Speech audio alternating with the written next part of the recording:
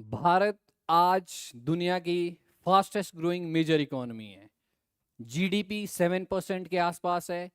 Infrastructure boom और record tax collection देखने को मिलता है। परंतु सवाल ये है कि फिर भी इंडिया में अनएम्प्लॉयमेंट देखने को क्यों मिलती है। Hello and welcome to civil step. My name is Navneet और आज हम डिस्कस करने जा रहे हैं jobless growth in India. Jobless growth क्या होती है? सबसे पहला सवाल है कि अगर इंडिया में ग्रोथ हो रही है तो फिर अनएम्प्लॉयमेंट रेट क्यों बढ़ रहा है? अगर हम नॉर्मल कंडीशंस देखते हैं, नॉर्मल कंडीशंस में जब किसी भी इकोनॉमी में ग्रोथ होती है और प्रोडक्शंस बढ़ते हैं, उसी के प्रोपोर्शन में जॉब्स क्रिएशन भी होती है। बट इन जॉबलेस ग्रोथ हमारी जीडीपी तो ग्रो कर रही है, बट जीडीपी की ग्रोथ और प्रोडक्शन लिंक्स और हमारी एम्प्लॉयमेंट के बीच का जो लिंक होता है वो टूट जाता है, जिसके बहुत सारे कारण हैं। उनमें से एक कारण है हमारा कैपिटल इंटेंसिव सेक्टर, कि हमारी इकोनॉमी में ग्रोथ हो रही है, आउटपुट अच्छा खासा है। अगर हम अपना सर्विस सेक्टर की बात करते हैं, इकोनॉमी तो ग्रो कर रही है, जीडीपी भी हमारा इंक्रीज हो रहा है, बट उसके रिस्पेक्ट में, उसके प्रोपोर्शन में जो रिक्वायर्ड एम्प्लॉयमेंट है, वो एम्प्लॉयमेंट जनरेशन ये सेक्टर नहीं कर पा रहा है। इसके बहुत सारे रीजंस है।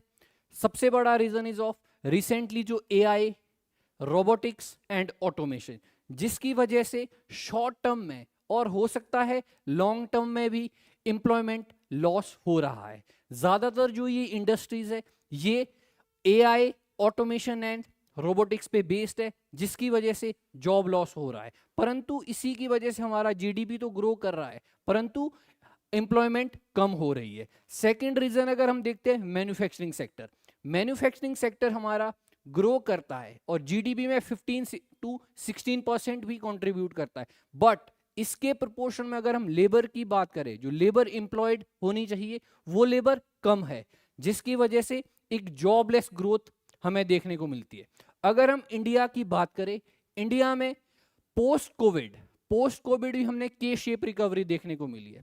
के शेप रिकवरी देखने को मिली है और जो लार्ज इंडस्ट्रीज थी, लार्ज सेक्टर्स थे, उन इंडस्ट्रीज ने तो रिकवर किया, बट जो एमएसएमई सेक्टर था हमारा, एमएसएमई सेक्टर ने सफर किया है और वो रिकवर नहीं कर पाए, जिसकी वजह से भी एक एम्प्लॉयमेंट का एक चैलेंज देखने को मिलता है। अगर हम गवर्नमेंट का स्टांस देखते हैं कि सरकार क्या कहती है, सरकार बहुत सारे ऐसे इनिशिएटिव्स लेकर आ रही, जैसे हमारा स्किल इंडिया है, ईपीएफओ में रिकॉर्ड रजिस्ट्रेशन देखने को मिलती है, और पीएलआई स्कीम है जो हमारी प्रोडक्शन लिंक इंसेंटिव स्कीम है, इसके थ्रू सरकार इंसेंटिवाइज कर रही है सो दैट हम अपनी मैन्युफैक्चरिंग सेक्टर को बूस्ट कर सके और हम एम्प्लॉयमेंट जनरेशन को बढ़ा सके। अगर हम रिसेंट देखते हैं कि जॉबलेस ग्रोथ के लिए क्या क्या चीजें हो रही है, शॉर्ट टर्म में अगर हम देखते हैं कि जॉब लॉस हो सकता है, बट अगर हम लॉन्ग टर्म में हम अपनी डेमोग्राफी से अगर हम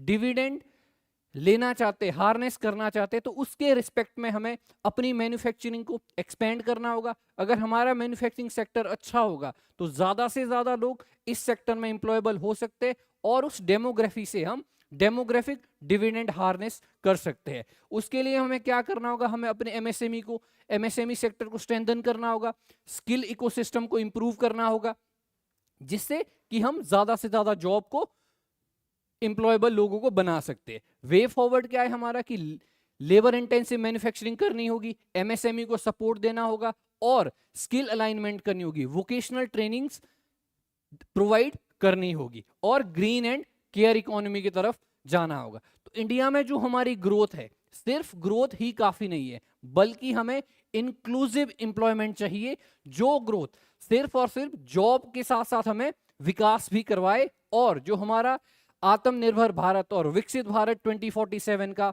टारगेट है। हमारे ऑनरेबल प्राइम मिनिस्टर अपनी हर एक स्पीच में बात करते हैं कि हम विकसित भारत 2047 की बात कर रहे हैं। जो विकसित भारत 2047 है वो तभी अचीव हो सकता है अगर जो हमारी जो डेमोग्राफी है, उस डेमोग्राफी से हम डिविडेंड हार्नेस कर सके, सो दैट वो आने वाले टाइम में जो ये डेमोग्राफी है ये एक डिजास्टर ना बने। Thank you.